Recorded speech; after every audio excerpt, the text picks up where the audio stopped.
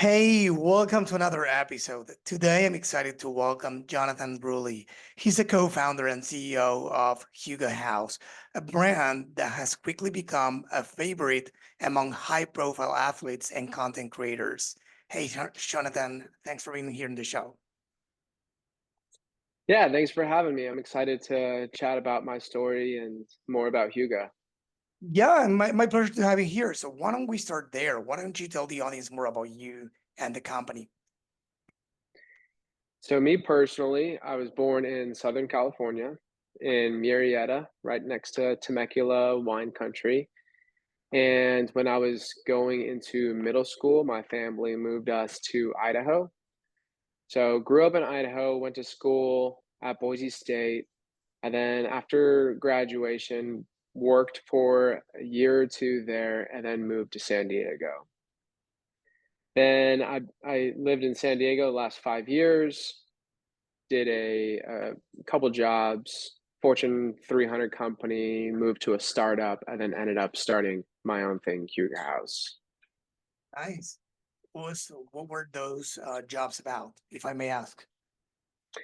Yeah, so in Idaho, I was involved in real estate more on the marketing side, but I did some residential, commercial, even some lending stuff. So that I had a strong background in real estate.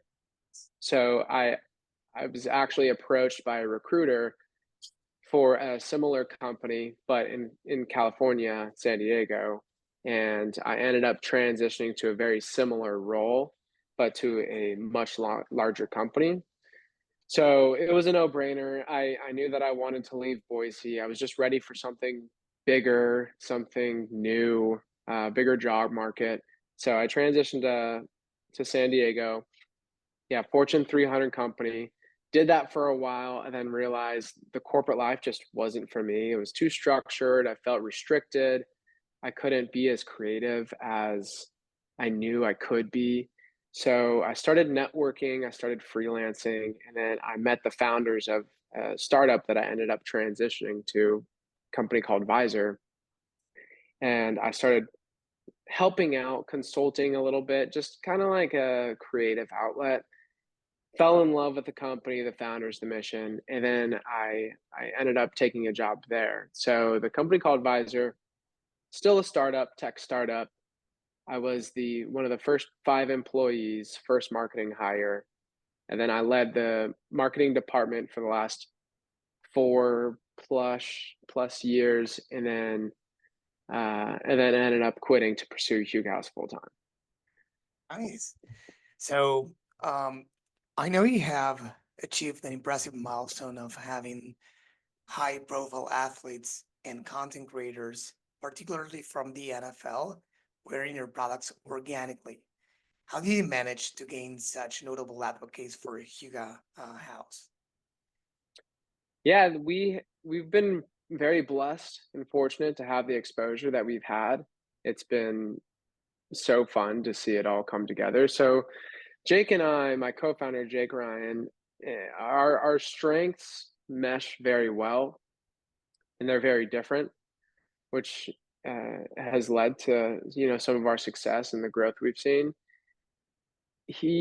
I clearly I'm on the marketing side, a little more startup-y, and Jake has a strong passion for photography and fashion and just overall creative.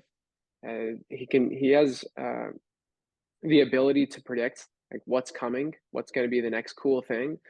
And then he also played professional football, so he had a strong network of athletes, of course. And then on my side, along with my marketing strengths, I had a network of content creators. So the two of us coming together just meshed very well. So we started with gifting a bunch of content creators and then gifting a bunch of athletes and just seeing what would happen. At first, we don't have a lot of inventory, we don't have a lot of money, so gifting was kind of scary. The We were just like praying that every time we gift, hopefully they wear it or hopefully they share it on social because we need to see a return because it's so risky. We only have so much inventory on hand, and Did you we need ask to for it? convert. Like, did you ask them to do that, or did you just give them did you just give them the hats and prayed for them, right? We Yeah, it would just be gifting, and we still do that today, is we just gift. We never require, unless it's a different type of Yeah, strategy where, it's a paid outreach or something like that. right, But for the most part, we typically never ask if we're gifting somebody, right. and we just try to build relationships with everybody we work with, whether it's content creators, athletes, or just other companies. We just gift, and we just want them to be fans of the brands, and we also just like to work with people who are fun, similar like us, and we try to do things less transactional or more relational. So as soon as you start adding in additional requirements like, hey, you have to post this, it starts to be more transactional. So we just went a different route and just tried to be friendly, gifting, no requirements. Let us know your thoughts. If anything, hey, would you mind leaving us a product review? And then we can start getting some product reviews, build up that page. But so we started with the people who we knew, content creators, athletes, and then we'd see, somebody post something here, somebody wear it here, and it slowly started to snowball. And then we started to be more strategic. We started reaching out to like agencies that rep athletes, agencies that rep content creators, so we can try to gift in bulk. It's like, okay, so we're starting to see this work. Now let's see how we can scale this into something bigger while keeping the same amount of exposure that we're getting. So we started working with the agencies. People were starting to like it, and the snowball started getting bigger and bigger. Then it was really nice because we started to build our connections with creators and athletes outside of who we already knew. And now, without sharing too much, now we have a lot of really fun things in the works with some of the people we connected with early on, some of the agencies we connected with early on, and it's developed into this really cool organic strategy.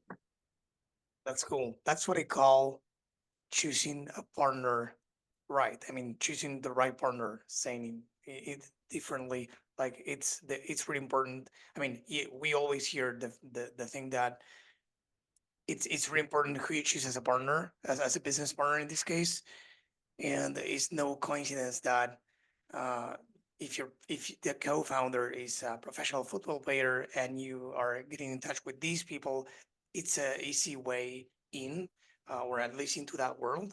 That of course you guys knew how to manage it, gifting without asking for anything in return. It's really important. That's why I asked, because in this world of, in this era of, TikTok shops and many other type of collaborations, you know it's important that brands, many times, I know it hurts, especially as you're starting out, but you need to Mhm. ask without you need to give without asking anything in return, and that's probably the most fruitful collaborations, right? Yeah, exactly. Yeah, and you have to keep in mind like the opportunity costs. Okay, if we gift this person one hat or we give this person five hats, what is the potential return or exposure that we think we could get? And so you have to kind of measure what makes sense, depending on inventory, brand goals, etc. And then just measure it that way. But yeah, I mean, we've had plenty of people, athletes, creators, friends that we've gifted that we haven't got exposure from, and that's just something that we learn, and we take notes and then adjust our gifting strategy. So it's not always a dream come true, but overall things have been going pretty well. But I think that yeah, as you grow, you learn. I don't know if you measured that or not, but the rate of, how many people uh do something with your gift, post it online or leave it a review or something like that. Out of those Mhm. that you sent the gift to, do you guys measure that rate? I don't know if it makes sense for you guys. But with these TikTok shop and again everything that's trending these days for many brands, um, it is said that like 20% or so, depending on the brand and on the product you sell, of creators that you send gifts to or product to are going to do something with that.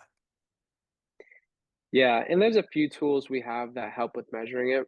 Like, for example, we're on the platform LTK, and so we can measure all of that through their platform, but there is a lot of things that aren't being measured that could probably be measured. The we When we first started gifting, it was very manual. We were writing down every username, the number of followers, their demographics, location, etc.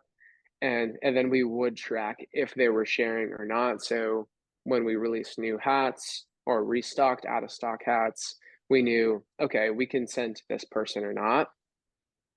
That process just wasn't scalable because the amount of gifting we were doing. And then now, 2 years later, that list would probably be 1,000 people and or more, and that would just be extremely unscalable. It's too manual. But for the most part, we're pretty good at even just having things top of mind because you can see who's sharing about you, who's talking about you, what people you just like to work with. And so when you have a new design or a new silhouette coming, immediately we're like, oh, we got to get this person because we know that they wear camo or they wear this color and this new hat will go perfect with this. So it's like you start to remember a lot of these things, but there definitely could be improvement on some measurements. No, but it's a pretty cool thing that you do. You don't only gift once to all creators or people, but you keep them in mind for future product releases or new models or whatever you release, and keep in mind what they like, what they wear, to send them the right gift. So that's a good strategy right there as well. Yeah, and we actually have a number of people that we work with very frequently. As soon as we get a new hat, new collection, we send to them just because they're fans of the brand, they promote us, and we just have good relationships with these people. So it is really cool just to be able to start building those relationships, especially when they're new relationships outside of Jake and I's connections when we first started. It's just purely Huga House connections, and like we're all on this mission together. Have you thought about doing something similar, or probably you already done it, doing it, but I don't know. That's why I'm asking. With your customers, like you personalize the experience in one way or the other for people you give, products to. What about your customers? For example, some companies send personalized notes, sometimes even handwritten notes, depending on what they bought with a different message. Do you guys do anything in that regard? Yeah, we do some of that. When we first started, Jake and I were handwriting every a thank you note, every single order. And that was fun. It was a really nice touch. I still love when I see startups doing that, because obviously we were there at one point, and every order you just appreciate so much the support. Um, so we were handwriting all orders for the first 6 months or so, and then it was just too much. Yeah. We would be handwriting notes for hours, and just decided we can't do this. Our hand's gonna fall off. This isn't this isn't the best Yeah, sometimes it could be, scalable thing. yeah, for sure. But some companies do it manually for all clients. I don't think so, right?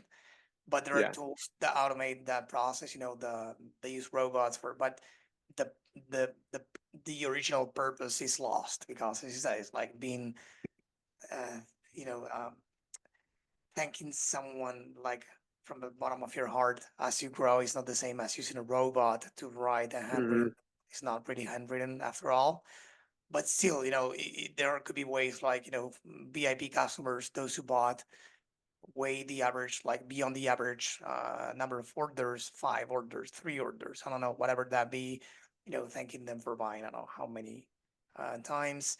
Or it could be other ways of showing gratitude to those people. I'm just throwing ideas of what I see with other brands. Some companies even do the opposite. Do you know the company Battle Box? Yeah. So John Roman, the CEO, was here a few episodes ago, and he was sharing that a company that size, what they do is to this day, they have a CX department, and what other companies, or most companies, I would say, solve with let's say win back email flow, they do manually as well. So basically, what they do is they call, clients who didn't buy in the last, I don't know, 100 years, 100 years, that would be too long, 100 days. So they contact them, um, you know, uh, saying hi and whatever speech they have, not only to try to sell them something that's not the main reason, but to find out what's going on with them and about their experience with the products, how they felt, and gather insights. So that's another move that a company that size does, and it's something good that it's at least it's useful for them. Yeah, just wanted to bring that up, not only for you, for the audience listening as well. We all want to stand out as brands and say, what can we do differently? Besides having great product, great marketing, great content, what can we do to improve the customer journey and the experience? So this is something else that these companies do. Yeah, that's great. Yeah, we're always open to learning and seeing what other people are doing. And I think part of our success has been due to just listening to our customers, even down to like our product design. People say, hey, you should do this, you should do that. And yeah, it's just making things personalized, I think is definitely valuable. You guys, how do you, if I may ask, how do you listen to your customers? Do you call them? Do you have a post-purchase survey when they buy? What do you guys do? We do a couple things. So the first thing that we started that I've seen in some of my work in the past is as simple as replying to Instagram DMs. You get a lot of DMs of all sorts of questions, comments, and we make a point to reply to every single one. Sometimes it could be overwhelming, but it's always worth it because that person now feels heard, one, but then they feel like they start to have a relationship with an actual brand. So this goes back to me saying, we want to reduce the feel of, everything being so transactional. Like, for example, if I post something and tag, I'm not going to name any names, but tag a major company, clothing company, let's say, there's a strong chance there'll be no interaction in your social tag, or if you DM them, hey, what's the status with my order? You probably won't get a reply. And that's just what we're trying to do a little different to have that personal touch. We try to reply to everything. And then also in our email flow, so when someone signs up for our newsletter, two things happen. Of course, you get a discount code, but then we send out a second message that comes from me. So me and Jake actually. So when you sign up for the flow, if you reply to that email, we actually see all the responses. So it's not just like a junk inbox that those replies are going to. We actually can reply to everything there and we read everything coming in. Right, that's great. One other thing that I wanted to touch base on is the profitability fact. Correct me if I'm wrong, but I know, or I think that you guys are bootstrapped and profitable, and it's not that common, believe it or not, these days, and even more being a young company. So, what do you think that was the key to achieving profitability so early on? So coming from a startup, I was very familiar on how crucial margins were. So before we launched publicly, I was very thorough in our margins, in our spending, and the money we needed to come in to reach profitability. So we didn't completely start clueless, which is nice. Uh, but but I think our strengths and our networks, Jake and I's coming together, was definitely an advantage. I mean, we knew, we're like, okay, the two of us have a lot to offer, and if we piece this all together, let's see what happens. Yeah, so we are bootstrapped. We started with a total of around $10,000 combined, and then neither of us have needed to put in any additional capital. So we've been very fortunate with that. Now, we did achieve profitability just after a few months, but it's a grind. It's definitely not easy. So I think sometimes the word profit sounds so sexy, but it takes a lot to get there and a lot of challenges. It hasn't been very easy, but it's been very fulfilling because when you have some of those roadblocks come up and you figure out how to get through it, you just realize you could take on so much. So yeah, we're really proud of where we're at right now.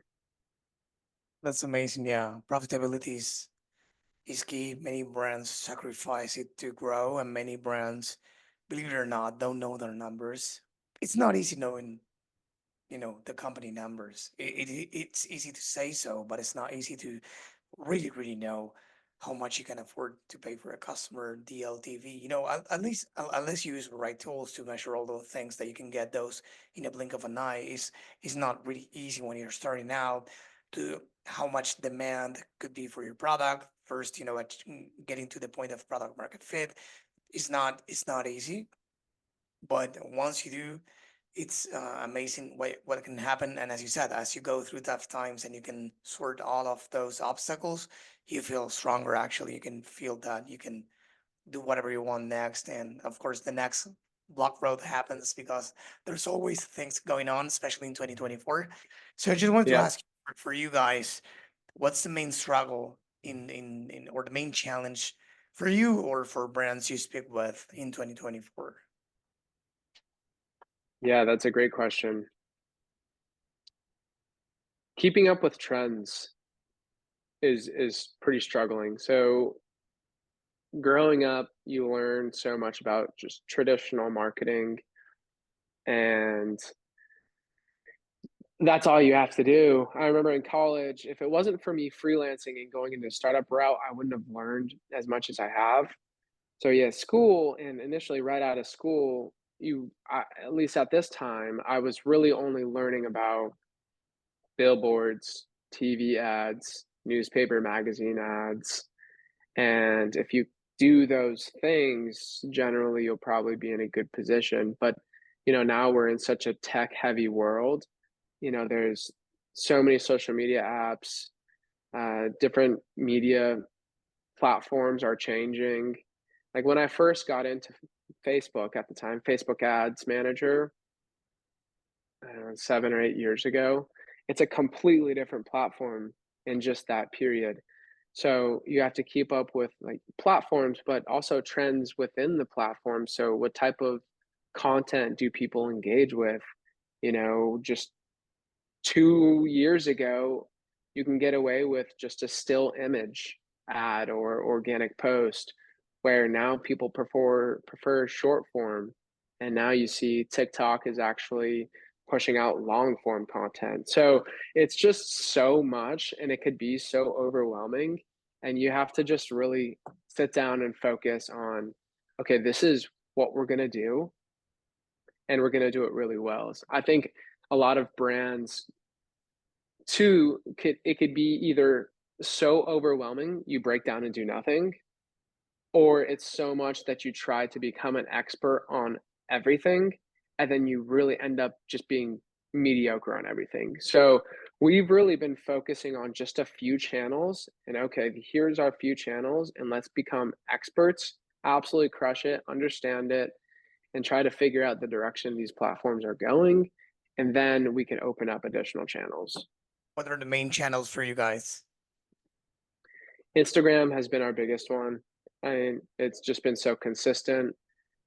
And our TikTok, our actually our own page has just been okay.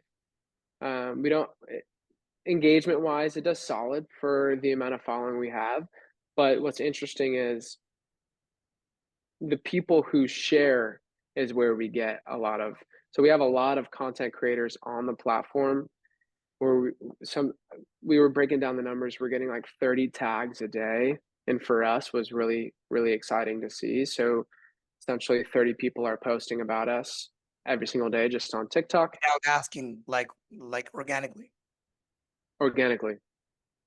right? That's nice. Yeah, so we're getting just a ton of traction through TikTok. And ever since we've been on TikTok Shop, where those creators can add our products and then earn a commission. So technically, it is organically on our side, but they do get that commission Yeah, through TikTok Shop. So it's really a win-win for the creator and us. But between that and then Instagram, those have been our two channels. And then we've slowly started to get more into Pinterest. and how's that working out for you guys? It's okay. That's a channel we definitely haven't perfected or become experts in, but it's a massive platform. I think it's still underutilized by a lot of brands. I think because it is kind of hard to figure out, but we're taking the approach of becoming like a blog, a fashion blog, where it's not salesy. People can kind of come and look for outfit inspiration. What colors do they want to wear? Just value type adding content. And so that's the approach we're taking. We're seeing if that will get us more views, more pins, more shares, etc. Nice. I'm not on Pinterest a lot, but is that common to see like a blog on Pinterest or sort of? Well, not like I guess not, maybe blog's not the right word. We're still using images, but it's becoming like I guess a visual blog. So if you go on there, you'll see outfits. You'll still see our hat, but depending on the season, time and season Yeah, colors, outfit it might ideation be for outfits and all, yeah, inspire for flat. exactly. Yeah, okay, great. That's amazing. And so we talking about content, do you guys, what's your process for producing the content? What's the type of content you produce the most? Is it mainly short form? Is it long form as much or more than short form? How does that work? Yeah, for the most part, actually, it's still just static images. So this goes back to Jake and I's strengths. So Jake is an incredible photographer.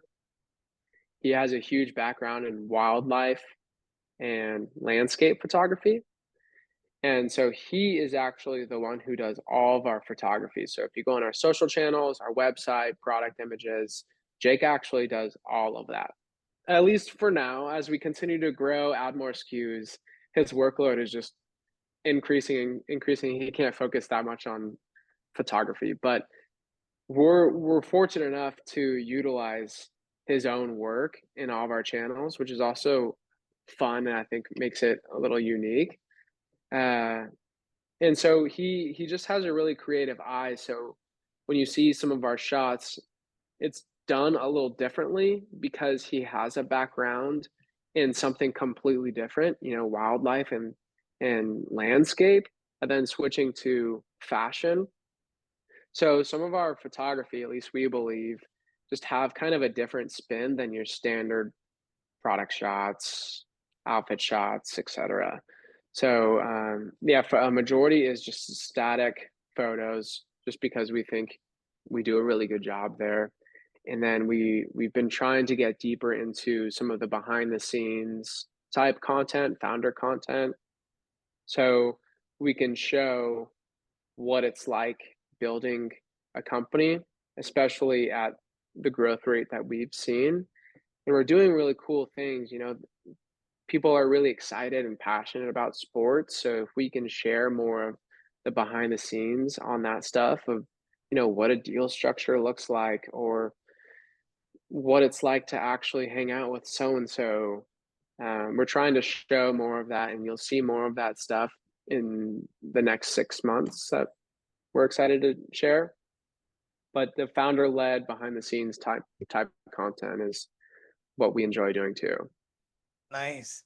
What about retention, customer retention? What do you guys do to, encourage people to come back for more?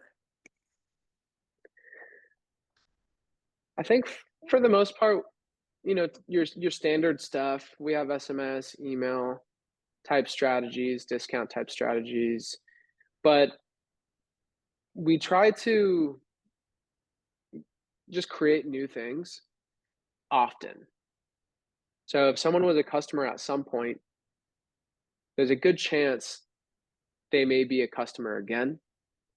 Even if maybe they didn't like the product the first time around, we can now say, okay, this is at least the style of hat you like.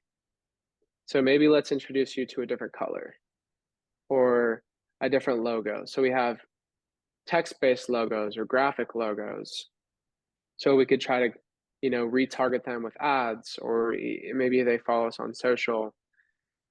Maybe you would like this one better, or introduce a new silhouette. Maybe you would like this one better. Because if they've engaged with us at least at one point, it's it's it's easier to get them back, I guess. So just through some of our standard stuff, things have been going pretty well to keep people around.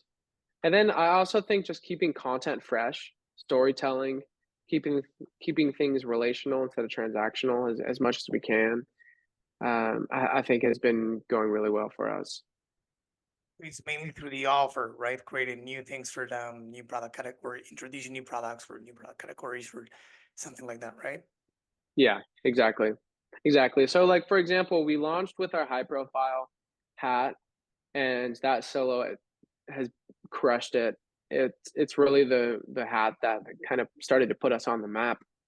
And then by listening and talking to our customers, we realized, some people don't prefer it to be sitting that high. Everybody's head shape is differently.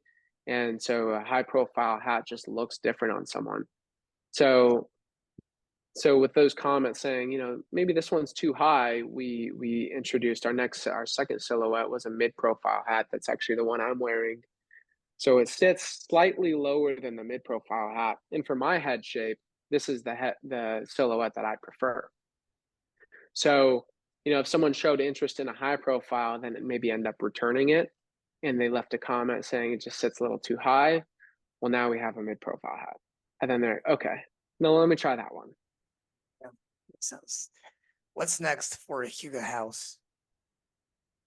We have a lot of fun stuff in the works. We're diving deeper into sports. Last fall was our first deep dive into sports, so we had a good amount of exposure with NFL players. And then this season, the spring season for MLB, we had a really strong push. We gifted 300 or 400 MLB athletes, and we've had a lot of exposure there. This next fall, we're going even harder into NFL, so we have some really, really fun stuff. It seems like we're gifting like almost every guy in the league. We have a couple campaigns with actual players, some really high profile players, some custom hats in the works. I can't share it too much, but some really No cool worries. stuff. And yeah, then we have a couple new silhouettes that'll come out as well. So for example, we have a performance hat that we're working on that is for all things exercise, really. So the material is going to be water resistant, sweat resistant. So anybody who's exercising can wear it. You just Nice. rinse it off. Um, and then with that hat, it also is a really solid golf hat. So we'll dive deeper into golf as well. So trying to find styles for different sports, dive deeper in each one of those, kind of one at a time. And then along with, introducing new silhouettes, we're also introducing additional products other than hats. So this fall, we'll introduce crew necks and sweatshirts. And then the beginning of the year, next year, we'll come out with t-shirts and then go from there. Nice. I like it. A lot of things going on for you guys. I'm happy for you. I'm super excited to see those being, released. So this has been great. I had a lot of fun, and this was you gave a lot of value to me and to the audience, so I really appreciate that. But before we go, I have a question for you. Do you happen to have, you know, any book that you love that you would like to mention here for everyone listening or watching? Yeah, it's a difficult question. I'm an avid reader. At least I what I consider avid reader. I typically read like 12 to 15 books a year. But my favorite, which I read 3 years ago, is Shoe Dog by Phil Knight, if you're Yes. familiar with that one. Yeah, the founder of Nike, his story, what they went through, and then just now knowing where Nike is today, how big they are, how successful they are, and Huga trying to dive deeper into sports, and then obviously Nike and their presence in sports, and Phil Knight's personal sports background and track. So it's just very inspiring, and his path just feels very aligned with my personal path as well. So all the books I've read, nothing comes close to Shoe Dog for me. Yeah, you must relate a lot to that story. I think the only difference is that they weren't profitable when they started out, but you are. Yeah. Yeah. Just take that as a compliment, consider that. They were Okay, thank you. different era, different thing. Probably they were going crazy. But yeah, they leverage, the network, the in I won't tell the whole book for everyone who didn't read it because it's a great read. But this is a well-known story for many already.